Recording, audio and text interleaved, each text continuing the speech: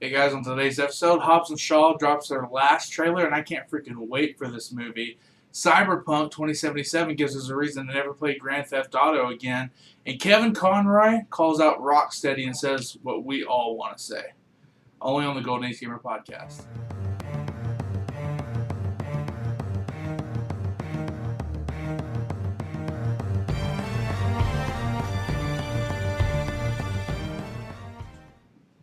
Hey guys, thanks for joining me on the Golden Age Gamer podcast. I'm your host, Andrew Mills, and this is episode number 3. So I want to appreciate you guys taking the time out of your day to check out the podcast. If you like what you see, obviously hit subscribe, share the video. We're trying to build a community here with this podcast, community of fans just like me, and hopefully we'll be able to do something special. So with that being said, let's go ahead and get into our show notes for today's episode.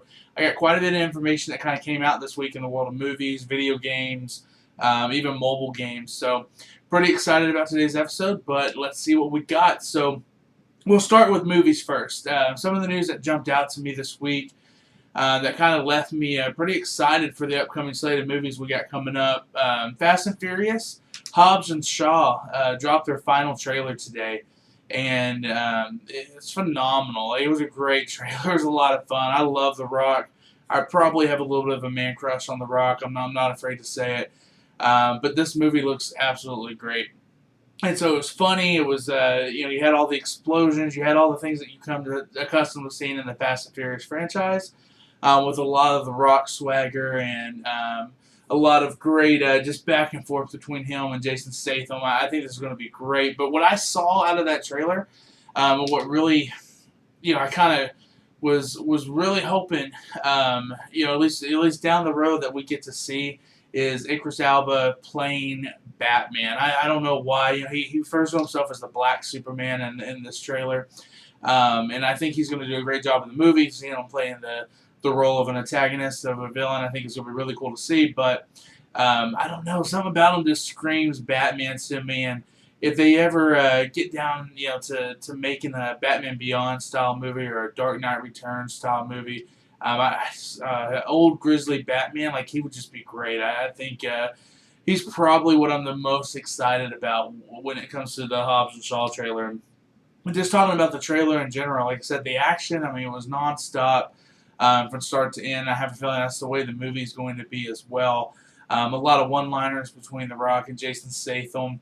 Probably my favorite was, if you've seen the trailer, they're on the plane, and it kind of alludes to maybe The Rock's trying to hit on his sister a little bit.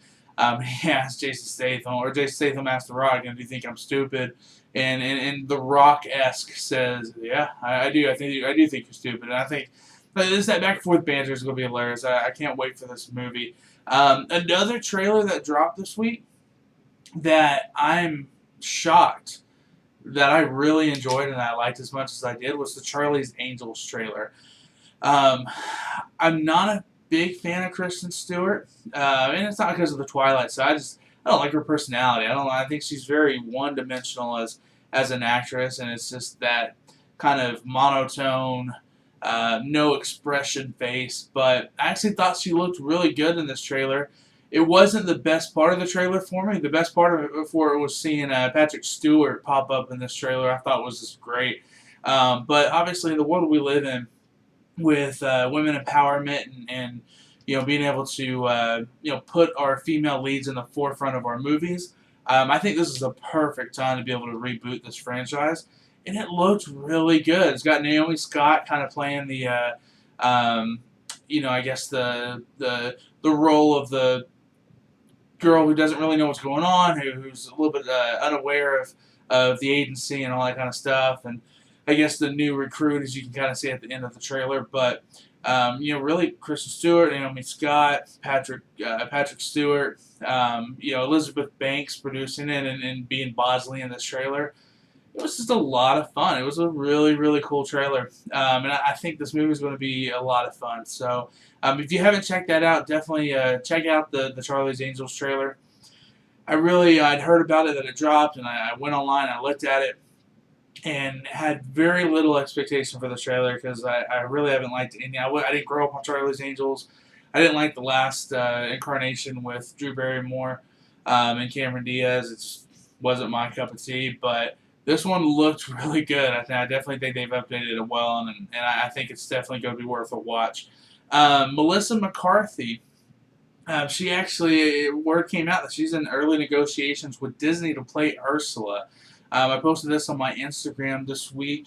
And, The Little Mermaid is one of my absolute favorite Disney movies of all time. It might be my second favorite Disney movie of all time behind Aladdin.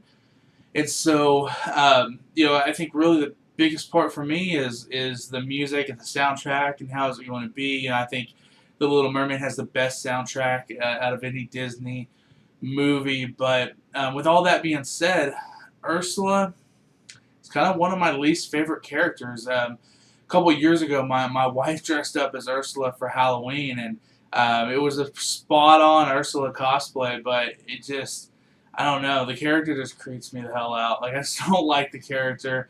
I didn't like her in the animated movie. Really didn't expect to like her in this live action make of The Little Mermaid. But Melissa McCarthy playing the part, it kind of gives me a lot of hope. She's a great actress. I mean, she's obviously super funny. I mean, you've seen her.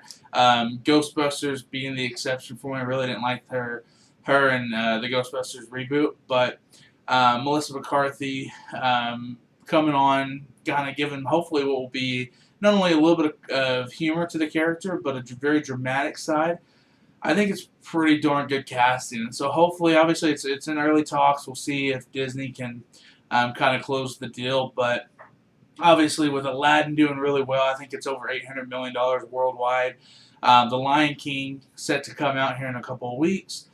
Disney's been certainly on a roll in these live action remakes. So obviously, more important than Ursula is who are they going to cast as Ariel? Who are they going to cast? What voices are they going to cast as Flounder, Sebastian? And who are they going to cast as Prince Eric, I think. So a lot of casting news to come from that. But if Melissa McCarthy does come on board, definitely a strong start for these live-action Disney remakes. So with the Little Mermaid and Ursula in mind, with the casting news about Melissa McCarthy possibly playing Ursula, certainly has Ghostbusters on my brain. And if you haven't seen the news this week, maybe one of the biggest news to come out in the world of movies is Paul Rudd is casted in the new Ghostbusters movie, Ghostbusters 3, that's slated to come out here in the next year or two. Paul Rudd is just, dude is just hilarious. I mean, I obviously don't know anything about the movie or what they're going to go or storyline they're going to tell, but it's going to be a continuation of the first two original Ghostbusters movies, and so the addition of Paul Rudd is certainly not a bad thing. So definitely didn't hurt to bring on a talent like him. So I'm excited to kind of see where that leads. Again, the last Ghostbuster reboot was brutal. I did not like the movie at all. I'm not a huge Ghostbusters fan. It was honestly a little bit before my time. But I do think the franchise has a lot of potential, and I don't think that last Ghostbusters movie really lived up to it. So let's see what they do, and with the casting of Paul Rudd, he's a hot actor right now. I don't think you bring on the talent of like Paul Rudd if you're certainly not going for a comedic effect to your movie, and if you're not looking for him to play a big role. So should be pretty excited. Other casting news this week: Henry Cavill was casted as Sherlock Holmes in the Enola Holmes movie about Sherlock's sister. I thought that was pretty interesting. Again, Henry Cavill playing Superman in the Superman Man of Steel movie and in the Justice League movie. Probably my favorite Superman that we've had so far. I mean, Christopher Reeve certainly set a high bar, but Henry Cavill, I think, just embodies the character. I think he did great as Superman. But when I heard this casting news, I guess I haven't really paid much attention to this movie because I didn't even know Millie Bobby Brown is playing the lead in this movie. And if you don't know who that is, that's Eleven on Stranger Things. She also was in the new Godzilla movie, and now leading in her own what possibly could set up to be a franchise if the movie is good. I thought that was probably bigger news. Obviously the lead was Henry Cavill, but Millie Bobby Brown is a really good actress. She's young. She's done a lot of really nice stuff, and so I think it'll be Interesting to see how those two kind of pair up on the big screen. But if you really think about it, going back to Henry Cavill, you're talking about a guy who played Superman, who's set to play Sherlock Holmes, and was also one of the finalists before Daniel Craig was casted as James Bond. So, and for all intents and purposes, we've got to assume when Daniel Craig wants to, kind of call it quits, that they're going to at least take a look at Henry Cavill again. So, to have a guy like that come on board to this movie, I think is a huge win for this movie. But again, I think Millie Bobby Brown is probably the bigger story. I didn't hear her casting when it originally happened, but I'm pretty excited to kind of see what they do with that movie. And then I also caught her, a couple of rumors, and we kind of see how true they are. I mean, they are, at least right now, they are definitely rumors, but it seems like Black Widow has found a villain that they are going to make Taskmaster the main antagonist in this upcoming Black Widow movie. If you don't know who Taskmaster is, don't feel too awful bad. Not a lot of people do. He first appeared in the Avengers 195 back in the 80s, I think, early 80s, maybe even 1980. But then he also had kind of his little mini-series. I think it was only like a 4 or 5 issue mini-series back in the early 2000s. But most people would know him from his most recent debut, or not really debut, but most recent appearance in the latest Spider-Man game. He played one of the side villains in this new PlayStation Spider-Man game. And I've got to tell you, like, if the character that we're going to get, I haven't really read them in the comics, to be honest, but if the character we're going to get in the Black Widow movie is anything like the character that we got in the Spider-Man game, I got to tell you, that Spider-Man game was phenomenal. It was my game of the year choice, but God of War beat it out. But Taskmaster was one of the very few parts of that game that just pissed me the hell off. Like, I could not defeat his side missions and his character on the game. If you don't know much about the character, the gist of it is he analyzes and predicts an opponent's move, so he already knows what you're going to do before you do it. And so it left me struggling to try to beat him on the game. But when it comes to the Black Widow movie, I think that's going to be a great antagonist. If the rumors are true and that's who they want to have the villain, that's the character they want to have as the villain, I think that sets up phenomenal for a Black Widow movie, especially because Black Widow being an assassin, being someone who is clearly very skilled in combat. I think you could have a lot of great hand-to-hand combat in this movie. And I think probably, really on the level of what we got in the Winter Soldier. If you remember that movie, the Captain America Winter Soldier movie, a lot of phenomenal hand-to-hand combat in that movie, and I think obviously this is probably what we're going to get when it comes to the Black Widow movie.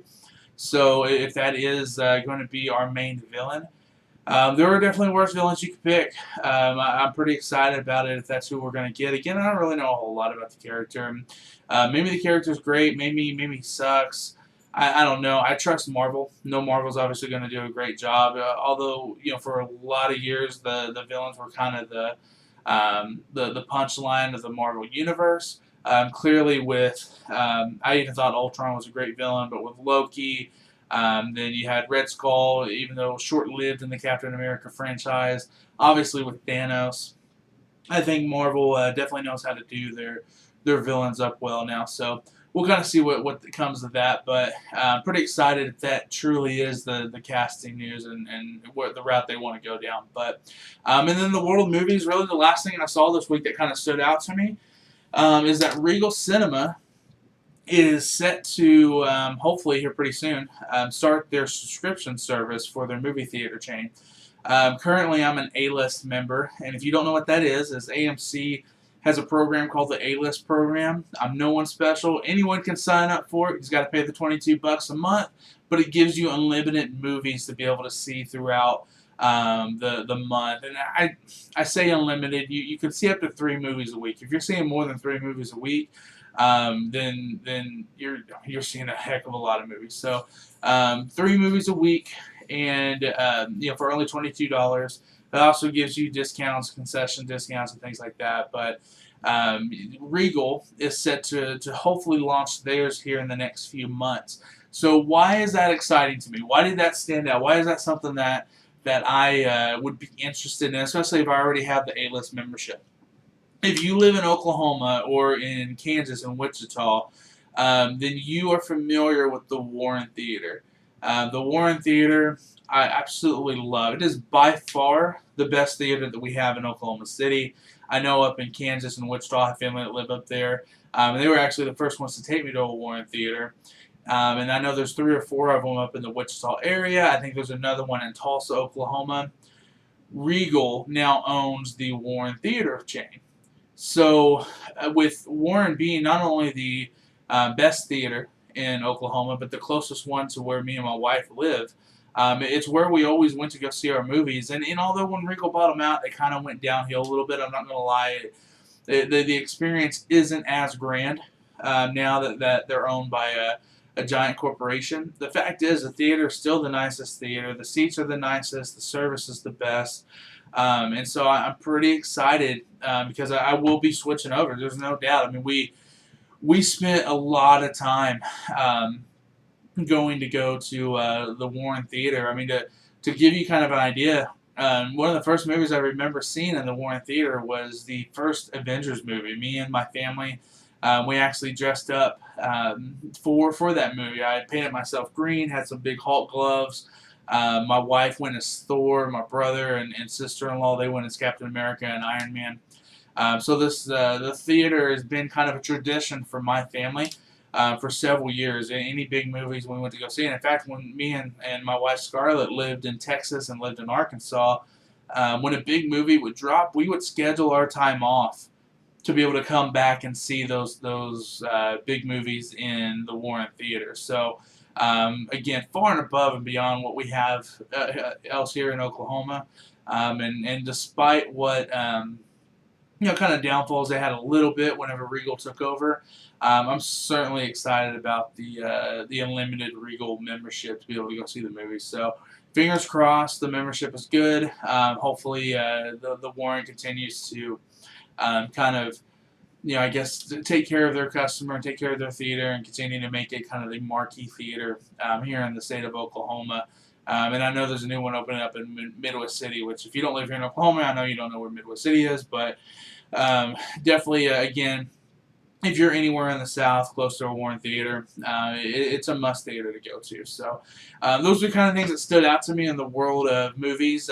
So again, some trailers, some casting news, and again, Regal wanting to obviously start up their subscription service. Kind of transitioning now from the world of movies to the world of video games. Some really cool stuff came out this week. First thing that I saw that kind of stood out to me, I believe I actually saw this on IGN Snapchat, is where I originally saw this news, but Kevin Conroy this week retweeted out a picture of the Arkham Knight game as Rocksteady celebrated its 4th year of release from the Arkham Knight game. And if you haven't played any of the Batman Arkham series, I mean, it might be the best video game franchise of all time, in my opinion. I mean, I would still probably put Uncharted over it a little bit, but especially superhero games, I mean, it just doesn't get any better than Rocksteady's Batman Arkham franchise. So, but he retweeted out the picture celebrating the 4-year anniversary, and then captioned it by saying, "Why stop there?" And I think probably anyone who's a fan of that franchise is saying the exact same thing. Like, why stop with the Arkham Knight? And it was a freaking fantastic game. I mean, it was just fully loaded. I mean, if you know the Batman lore and you know your Batman history, spoiler if you haven't played it, it's been 4 years, then you obviously knew that the Arkham Knight or the Red Hood was going to be Jason Todd. I mean, you already knew, you already saw that coming. But I gotta tell you, even knowing that it was coming, it still was really good in the game. I mean, to see that reveal. So, if they were to make another Arkham game, if they were to reopen the world of that Batman franchise, where do you take it? Because if you see at the end of the Arkham Knight game, if you completed the entire game, then you know that Bruce walked away from being Batman. He destroyed the mansion and the Batcave So where do you go from there? And I had a couple of thoughts. I've been thinking this for a long time. If you've played Anthem, then you can see what the world of a flying superhero would look like. So my initial thought was, okay, you know what?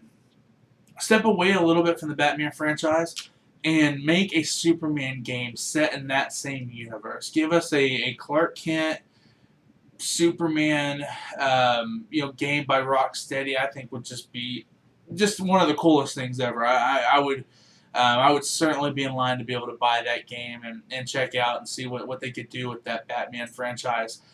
So that was where my first thought was. And obviously, if you're going to do a Superman game set in that same universe, set it up. Get yourself a Justice League game. And I think, obviously, I would assume Rocksteady's hesitation to that would be, you know what, let's see how the Marvel's Avengers game, kind of plays out. This will be kind of an ensemble game where you could play as different characters throughout the game, but that's going to have a detailed and in-depth storyline. So I'm sure Rocksteady is saying, hey, let's kind of pump the brakes a little bit. Let's see what they're going to do with their video game franchise. But if you wanted to stay in that Batman world, having a Dark Knight Returns video game would be great. I mean, you could take a lot of liberties with the storyline. Obviously, the straight out of the comics may not work for a video game style play, but give us an older, grisly Batman who has to train up his successor. And if you don't want it to be Carrie from the comics, if you don't want it to be the Robin, then let it be a Batman Beyond style video game. I think that would be super cool to get. But ultimately, initially, I guess when I saw Kevin Conroy saying, "Hey, why stop there?" He's a voice actor, so and he's obviously most known for his portrayal as Batman. And if you grew up in the '90s, then he is your Batman. He's who you grew up watching and knowing as the Dark Knight. But if you're going to kind of open up that world and open that universe, I think a Superman game by Rocksteady would be really, really cool. So, I don't know. It'll be interesting to see. Obviously, Kevin Conroy saying, hey, why stop there? Calling out Rocksteady a little bit. I mean, obviously in a fun way, but I think a lot of fans are saying, yeah, like, why stop there? There's so many storylines you could tell. You could do the Court of Owls. You could do a Killing Joke game. Could you imagine a Rocksteady game where your main character was actually the Joker? That was some of the funnest parts of playing the Arkham games, was when it switched over and you actually get to play as the Joker character or as the Harley Quinn character. Could you imagine a Suicide Squad game kind of set in that same universe? Especially with just how violent and graphic the games are. Give us a Birds of Prey game. Give us a Batgirl game. That was really fun when you got to play with Batgirl and Robin. So I think there's a lot of ways they could do this. Obviously, Kevin Conroy would prefer to do it where you could use his voice, and I don't blame him. But if you're going to do any other storyline, including Batman, you got to figure out a way to I don't know, maybe you do a prequel so the Joker's not dead. I like the fact that it was all in Batman's head, but at the end of the day, I don't want to. I don't want to keep playing the Joker, seeing the Joker being a figment of Batman's imagination. So maybe you do a prequel, and you kind of go into that Joker storyline and get Mark Hamill, obviously in as the voice of the Joker. I mean, there's a lot of cool things you could do. So it'll be interesting to see if Rocksteady responds and what they have in the works. Really looking forward to kind of seeing what we get from there. Cyberpunk 2077, they have set to have no morality system in their game, and in fact, they're going to have multiple endings set up depending on the choices you make throughout the game. And so, if you don't really know what a morality system is, a morality system is where you can go through a video game, and there are certain characters or certain things that you are set and have to do. You can't kill certain characters, or you can't allow certain characters to live. So imagine Cyberpunk 77 in this futuristic setting being like Grand Theft Auto 5, where you can kill anybody, you can do anything. There's no morality. The morality of the character is the morality of the player. And so, and my morality is certainly a lot different in real life than it is on video games. I promise, I swear. But when it comes to the video game world, I love the fact that like Grand Theft Auto doesn't give you any limits. You can just do what you want to do.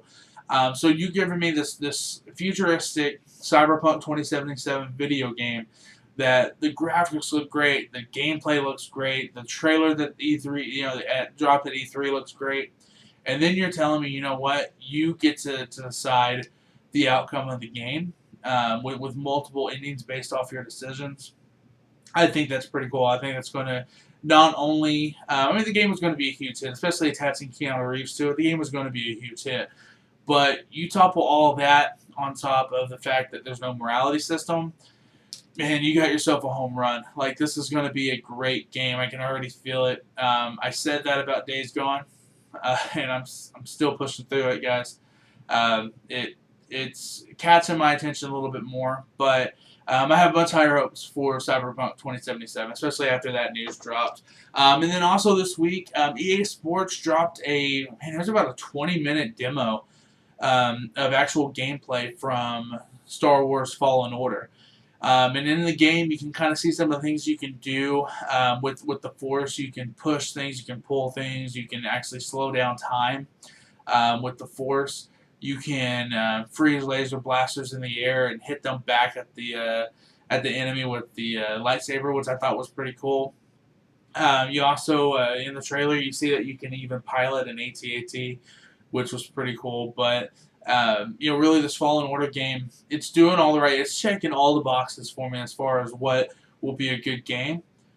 My hesitation is that it's still an EA Sports game, and EA Sports is just, they're just not innovative anymore. They really aren't. This game looks to hopefully be the exception to that.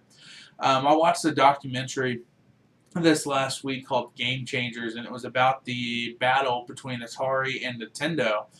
And when Sega jumped into the mix, at the time, Nintendo didn't allow third-party video game manufacturers to make games that would play on the Nintendo or on the Atari.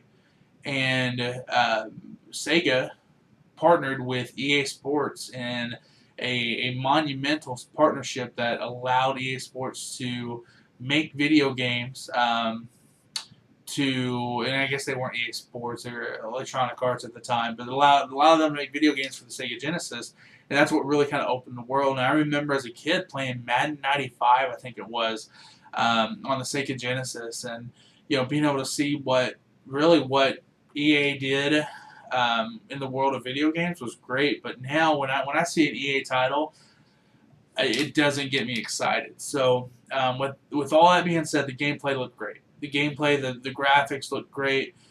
You kind of see at the very beginning of the gameplay that you're kind of scaling up the side of a walker, and very Uncharted-esque in the scenery and the movements. But EA, in my opinion, has a long way to go to compare themselves to a Naughty Dog game like Uncharted. But the demo got me excited. I think it definitely is a game that I'm going to have to check out. Again, they've checked all the boxes for me, but we'll kind of see what comes of it whenever the game drops. So those are really kind of the big news that stuck out in the world of video games. But what about mobile games? As you guys know, I'm a big mobile game player, and I wanted to give you a couple of my initial thoughts on Harry Potter and the Wizards Unite game. And so I finally downloaded it. I started playing it this week.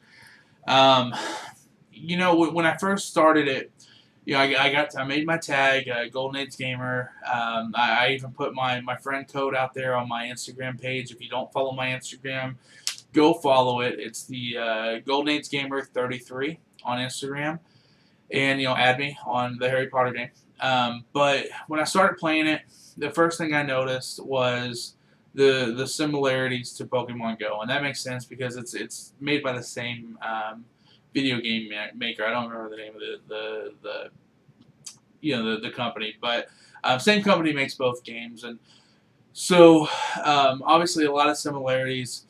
When you open up the app and you kind of look at the world and the landscape, it is different. I mean, just similar to Pokemon, how they kind of set you up to be in that world.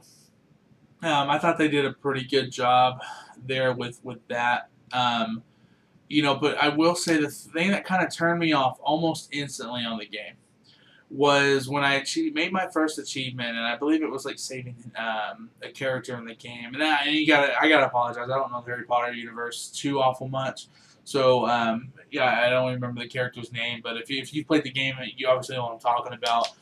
And when you do that, and you get your first achievement on the game, the graphic that gives you your rewards points and everything, and the sound that came from that graphic reminded me of the Bubble Witch game. And if you've never played Bubble Witch, it's just one of those little games where you throw a red bubble at another cluster of red bubbles and they pop, and you try to work your way up the level. And it took me out, and again, I know it's a mobile game, but it took me out of the game.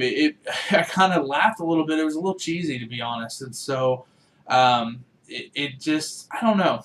I almost feels like this game was certainly catered more to children, and I think that was a mistake. I think there's a lot of Harry Potter fans who are super excited for this game, who are grew up with Harry Potter, and now they're the ones with cell phones. They're the ones with money. They're the ones with credit cards attached to their Google accounts or their iStore Apple accounts, and can make the in-game purchases and things like that. And I don't know, it just felt a little cheesy to me. But I'm going to continue to play it. I'm going to give it a fair shot. But I do know 3 years later, I'm still playing Pokemon Go. So is it going to have that kind of retention? Also, talked about the first 24 hours of revenue that brought in for Harry Potter. $300,000, which is not a number to scoff at. That is a great number for Harry Potter. But in the same 24-hour period of launch, felt really short of the $2 million that Pokemon Go brought in its first 24 hours. And I think that when you see the gameplay and everything, I think you're going to, especially if you play Pokemon Go, you're going to see a huge difference in what you get. So, I don't know. Hopefully that doesn't hurt the game, but for me, it kind of took me out of it. Also, this upcoming week, next week, the week of the July 4th, Spider-Man Far From Home. It launches in theaters. It comes out in theaters, and the trailers will look great.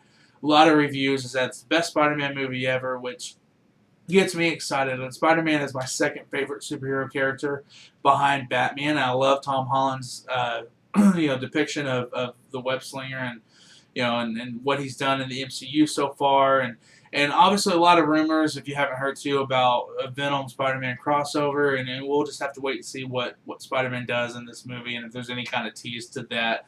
But I've been seeing a lot of advertisements for the Far From Home app, the Spider-Man Far From Home app. So I went ahead, I downloaded it, I checked it out. I'm going to post a review later on this week, kind of show you some of the screenshots from it, and kind of, really walk you through the app a little bit, what I liked, what I didn't like. But if you haven't downloaded the app yet, I will tell you this. It's free. I haven't seen anything on there that other than a link to be able to buy tickets to go see the movie that would cost you any money. But the app itself is a little bland. Spider-Man Homecoming did a similar app to this, and you can still kind of see some of the stuff. You basically have access to Peter Parker's phone, but a lot of neat stuff on there. But also, it wasn't quite what I hoped or expected it would be. I thought maybe this was a missed opportunity by Marvel, but I'll give you my full review later on this week. So if you haven't downloaded the app, certainly download it, because I'd love to be able to kind of see what you guys think. So that was it for me, guys. I mean, kind of a busy week in the world of movies and video games. A lot of things to be excited about. Again, obviously, some of the casting news to drop. The Fast and the Furious Hobbs and Shaw trailer. Definitely the highlight of my news week this week when it comes to movies. And then in the world of video games, I just think Cyberpunk. The more I see it, if tomorrow they would come out and say, you know what, we got rid of Keanu Reeves and Cyberpunk, you can have my money today. That would just put me over the top. And so And more I see of this game, the more and more news I hear, the more and more I do get excited to play it. So I can't wait to kind of see what comes of that. But guys, again, thanks for joining me. This is episode 3. Hopefully a lot more to come. You can see the set behind me is a little bit different. This will be my permanent home. Shout out to my wife Scarlett for giving up her craft room so I could have a little bit more room. I also do photography as well. And so I was kind of outgrowing my space. So appreciate her letting me kind of take over one of the extra bedrooms in our apartment. But the Golden Age Gamer Podcast, guys, is going to come to you every Saturday by noon. Looking forward to kind of seeing what we build here. But we can't build a community without you. So make sure to share this video, like this video, and definitely hit subscribe. I think it's going to be the best move you make. Okay, that's probably not true, but it's going to make me happy, and a happy Golden Age Gamer makes better podcasts, and better podcasts means you have more content to listen to, and why wouldn't you want to listen to me? So, guys, I appreciate you all stopping in. I will see you guys next week. Have a good day.